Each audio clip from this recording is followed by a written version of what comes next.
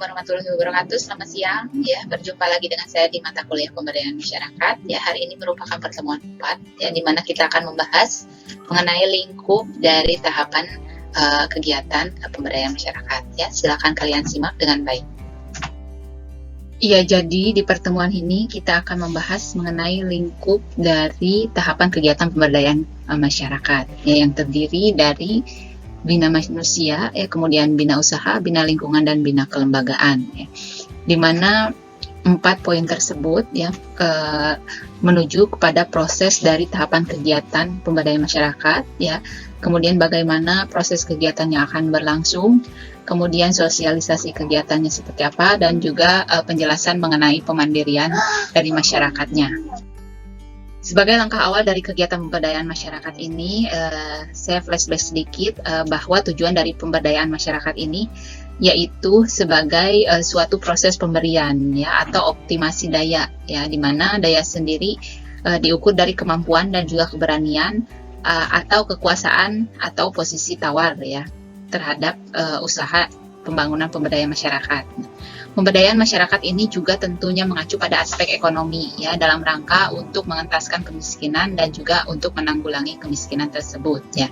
Jadi pemberdayaan masyarakat merupakan salah satu proyek pemerintah yang masih terus digalakkan untuk dilakukan pembenahan terhadap perekonomian rakyatnya. Kemudian kegiatan pemberdayaan masyarakat ini juga tentunya untuk pengembangan kegiatan yang produktif, ya, untuk meningkatkan pendapatan masyarakatnya, ya. Jadi ada income tambahan, ya, yang bersifat produktif, ya, agar kenaikan dari ekonomi setiap masyarakatnya itu meningkat. Dan kegiatan pemberdayaan masyarakat ini pun dipengaruhi oleh sumber daya yang potensial, ya, yaitu salah satunya adalah sumber daya manusia, ya. Kemudian bagaimana caranya untuk membina masyarakatnya itu sendiri, ya, kemudian membina usahanya, dan juga tentunya membina lingkungan, dan adapun untuk membina kelembagaannya. Yang pertama ini adalah bina manusia, ya, di mana bina manusia ini merupakan suatu upaya atau langkah awal dan utama yang harus diperhatikan, ya, dalam upaya untuk pemberdayaan masyarakat, ya. Nah, tujuan dari pembangunan ini adalah untuk perbaikan mutu hidup dan kesejahteraan manusia, ya. Di mana bina manusia ini merupakan suatu pengembangan kapasitas dari individunya, ya, seperti kapasitas kepribadian, kemudian kapasitas di dunia kerja, dan pengembangan keprofesionalan. Dan juga ada pengembangan kapasitas entitas atau kelembagaan, ya, seperti kejelasan visi misi budaya dari organisasi, kemudian struktur organisasinya, kemudian pengelolaan dari organisasi, dan juga pengembangan mutu sumber daya. Kemudian juga interaksi antar individu dalam organisasi dan interaksi di dalam suatu entitas organisasi, ya, dengan stakeholder. Dan juga bina manusia ini juga perlu dalam hal pengembangan kapasitas sistem jejaring, ya, di mana pengembangan interaksi antar entitas dalam sistem yang sama ini diperlukan juga, dan juga untuk pengembangan interaksi dengan organisasi di luar sistem. Kemudian bina usaha, ya, di mana bina usaha menjadi suatu upaya penting dalam suatu upaya pemberdayaan masyarakat, ya, di mana di dalam bina usaha ini dapat terlihat dampak atau manfaat, ya, bagi kesejahteraan ekonomi, ya tergantung dari bina masyarakatnya itu sendiri, ya. Nah, salah satu contoh dari bina usaha ini mencakup dari pemilihan komoditas atau jenis usahanya, ya, kemudian studi kelayakan, kemudian pembentukan suatu badan usahanya, ya, jika dirasa perlu membentuk suatu badan usaha, ya. Kemudian perencanaan dari investasinya dan penetapan sumber pembiayaan, ya, dari mana asal biayanya untuk pembangunannya. Kemudian pengelolaan sumber daya manusia dan juga pengembangan karirnya. Lalu manajemen produksi dan operasional, ya, kemudian logistik dan finansial, dan juga pengarahan kepada penelitian dan juga pengembangan. Kemudian pengelolaan sistem informasi bisnis, jejaring, dan juga pengembangan sarana dan prasarana yang mendukung. Selanjutnya adalah bina lingkungan, ya. Sejak diberlakukannya pembangunan berkelanjutan atau sustainable development, ya, semua pembangunan mengarah kepada mazhab ini ya, jadi sustainable development ya, yang tentunya juga harus memperhatikan AMDAL ya, di mana AMDAL ini adalah analisis manfaat dan dampak terhadap lingkungannya ya, di mana lingkungan yang dimaksud adalah lingkungan fisik ya, di mana lingkungan fisik ini seperti contohnya pelestarian lingkungan ya. Kemudian juga adanya bahan baku untuk pembangunan ataupun investasi dan operasional. Nah, kemudian lingkungan sosial, di mana lingkungan sosial ini adalah salah satunya di mana wujudnya adalah suatu sumber daya lingkungan ya, yang berhubungan dengan kegiatan masyarakat ya. Kemudian tentunya harus dipertanggungjawabkan ya, di mana tanggung jawab lingkungan ini, tanggung jawab dari Bina Lingkungan ini ada tanggung jawab sosial ya, di mana segala kewajiban harus dilakukan terkait dengan upaya perbaikan dari kesejahteraan sosial masyarakat ya. Kemudian tanggung jawab lingkungan juga harus dipenuhi sebagai persyaratan dari investasi dan juga operasi dari perlindungan dan pelestarian sumber-sumber daya alam dan lingkungan hidup. Dan tentunya di dalam suatu tanggung jawab ini sudah tercantum ya di dalam Undang-Undang Nomor 25 dan lain sebagainya. Kemudian bina kelembagaan ya, di mana bina kelembagaan ini merupakan suatu pembinaan tambahan ya, selain dari 3 keberhasilan yang akan didapat dari upaya pengembangan pemberdayaan masyarakat ya. Nah, kelembagaan di sini juga memiliki arti bahwa kelembagaan sebagai suatu perangkat umum yang ditaati oleh suatu anggota komunitas masyarakat ya. Nah, kelembagaan ini juga bersifat institusional ya, di mana suatu kelembagaan yang merupakan suatu konsep yang terdapat di dalam suatu pranata sosial dan juga organisasi sosial. Pada prinsipnya, bentuk dari bina kelembagaan ini secara relasi sosial terdapat 4 komponen ya, di mana yang dimaksud adalah komponen person ya, di mana orang-orang terlibat dalam satu kelembagaan ya. Kemudian komponen kepentingan ya, di mana orang-orang tersebut diikat oleh satu kepentingan atau tujuan yang sama. Jadi perlu adanya interaksi ya. Kemudian komponen aturan, di mana setiap kelembagaan memiliki suatu aturan yang berlaku ya. Kemudian komponen struktur, di mana setiap orang memiliki posisi atau peran masing-masing ya dalam menjalankan tugasnya dalam suatu kegiatan pemberdayaan masyarakat. Sebagai salah satu contoh dari bina kelembagaan ya yang terdapat di dalam suatu bentuk atau lingkup regional atau nasional ya, di mana terdapat suatu pasar regional ya, yang membentuk suatu pusat atau balai penelitian ya, di mana kelembagaan tersebut fungsinya adalah sebagai penelitian atau pengujian ya, kemudian tentunya ada pembiayaan, penyuluhan dan pengolahan lokal ya. Penyuluhan juga terdapat suatu kelembagaan khusus ya, pengolahan lokal pun ada kelembagaan khusus ya. Kemudian pembiayaan pun terdapat suatu kelembagaan pembiayaan ya, yang semua lembaga ini saling berhubungan satu sama lain ya. Salah satu alur dari proses pemberdayaan masyarakat ya, yang tercantum dalam diagram sebagai berikut ini ya, di mana suatu proses pemberdayaan masyarakat bermula dari suatu ide atau gagasan ya, di mana terdapat aksi yang dijalankan oleh masyarakat dan juga fasilitator.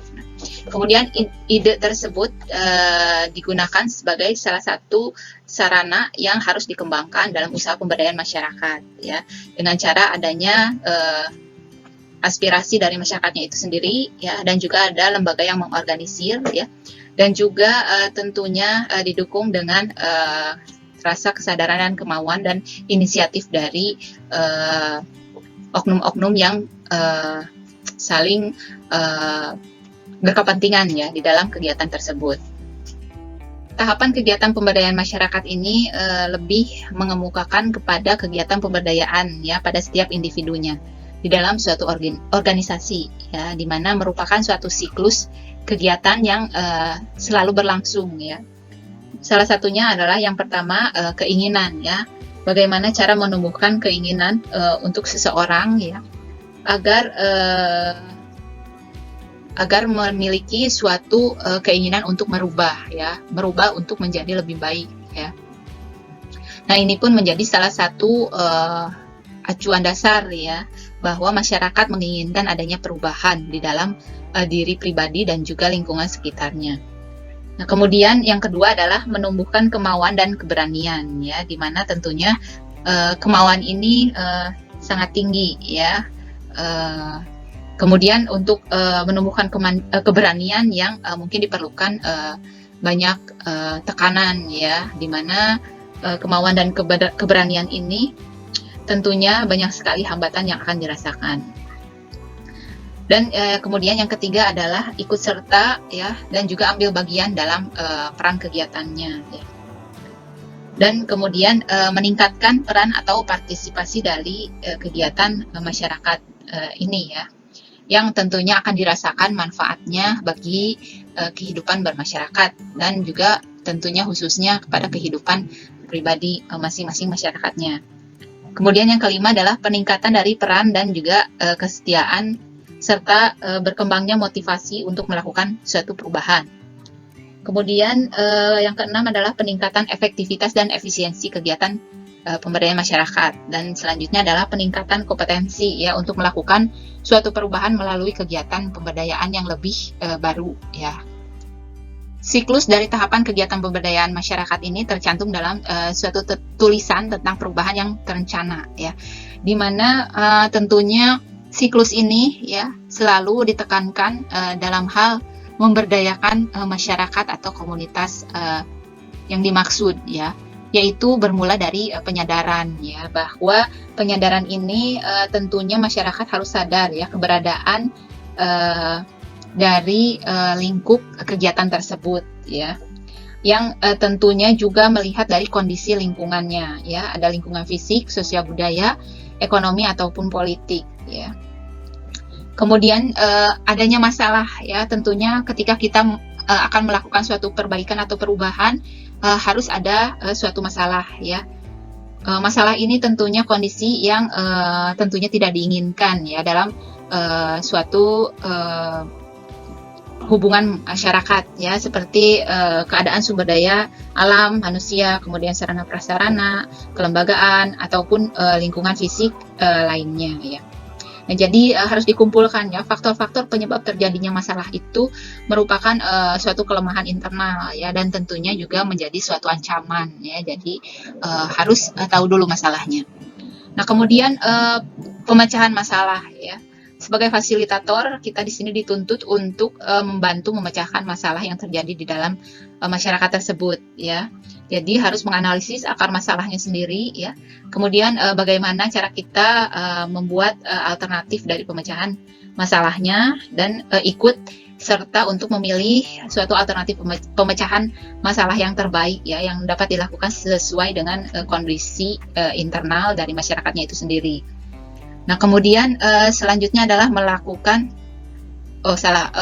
menunjukkan pentingnya perubahan ya. Perubahan di sini intinya adalah perubahan dari lingkungannya ya. Jadi setelah kita analisis dan tentunya ditunjukkan pemecahan masalahnya seperti apa, kita juga harus menunjukkan apa itu pentingnya perubahan bagi masyarakatnya itu sendiri ya. Nah, kemudian setelah dilakukan pentingnya perubahan tersebut ya, dilakukan pengujian ya atau demonstrasi sebagai suatu bagian dari implementasi perubahan terencana ya. Jadi adanya suatu uji coba ya yang diterapkan di dalam aspek-aspek pembangunan. Nah, kemudian memproduksi dan publikasi informasi ya, di mana di dalam publikasi ini ya kita informasikan ya perkembangan dari misalnya teknologi, kemudian produk, dan juga media publikasi yang digunakan untuk mengembangkan pembangunan dari wilayah masing-masing. Dan yang terakhir adalah melaksanakan pemberdayaan dan penguatan dari kapasitas ya, yaitu pemberian suatu kesempatan ya kepada masyarakat ya untuk lebih menguasai ya pemberdayaan dari pembangunannya tersebut. Nah, jadi langkah awal dari tahapan kegiatan pemberdayaan masyarakat ini tentunya seleksi lokasi ya, mana-mana lokasi yang dibutuhkan untuk sasaran dari pembangunan pemberdayaan masyarakat ya. Kita adakan survei lokasi ya. Dan juga melihat kondisi dari lokasinya tersebut ya dan lingkungan sekitarnya. Kemudian yang kedua adalah sosialisasi pemberdayaan masyarakat. Nah, setelah kita melakukan survei, kita merencanakan dan kemudian sosialisasikan dengan masyarakat setempat bahwa akan diadakan suatu kegiatan yang menyangkut dengan pembangunan dari pemberdayaan masyarakat. Ya. Kemudian yang ketiga adalah proses dari pemberdayaan masyarakatnya. Ya, jadi kita mengkaji dan juga menganalisis serta mengembangkan kegiatan tersebut. Ya, jadi susun rencananya apa saja yang akan dilakukan. Ya. Kemudian tujuannya apa ya nanti dan kemudian juga hasil yang akan dicapainya seperti apa ya. Nah, kemudian yang tahap keempat ini adalah pelepasan dari kegiatan tersebut ya dalam arti untuk pemandirian masyarakat ya. Dan salah satu tujuan dari kegiatan pemberdayaan masyarakat ini juga diinginkan bahwa masyarakatnya itu memiliki suatu kemandirian ya dalam mengurus atau mengembangkan pembangunan yang harus terus dilakukan ya. Sosialisasi dari kegiatan pemberdayaan masyarakat ini tentunya berupaya untuk mengkomunikasikan kegiatan dengan cara menciptakan suatu dialog atau komunikasi dengan masyarakatnya. Nah, proses sosialisasi ini tentunya sangat penting ya. Karena apa?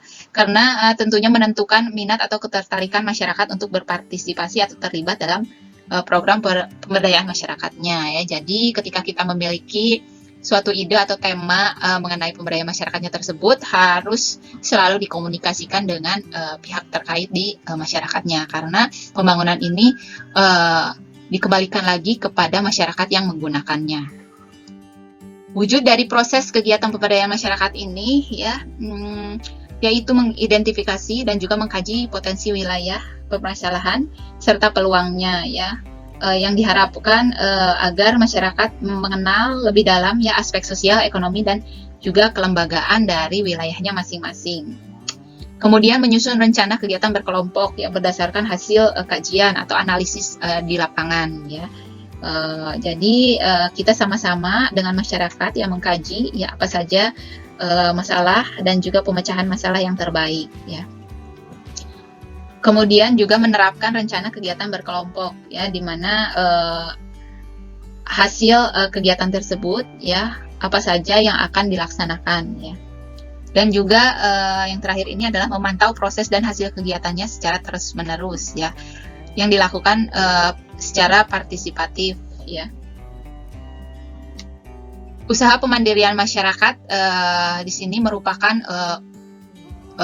final decision ya keputusan akhir dari proses kegiatan masyarakatnya ya yang tujuannya ini adalah melepaskan masyarakat untuk mandiri ya serta dapat meningkatkan taraf hidupnya masing-masing ya. Jadi arah pemandirian masyarakat ini berupa pendampingan ya untuk menyiapkan masyarakat agar mampu mengelola sendiri kegiatan-kegiatannya. Nah, jadi di dalam pemandirian masyarakat ini sangat dibutuhkan ya faktor internal dan juga eksternal ya. Dalam hal ini faktor internal sendiri adalah wujud dari self organizing dari masyarakat ya.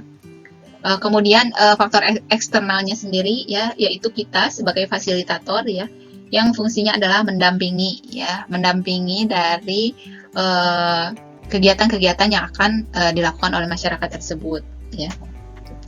Nah, jadi usaha pemandirian masyarakat ini pula yang menjadi salah satu tujuan akhir ya yang diharapkan dari usaha pembangunan kegiatan pemberdayaan masyarakat ini.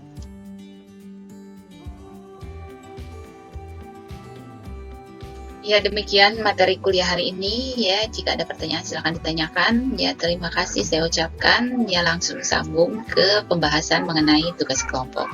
Ya, terima kasih. Assalamualaikum warahmatullahi wabarakatuh. Selamat siang dan sampai jumpa minggu depan.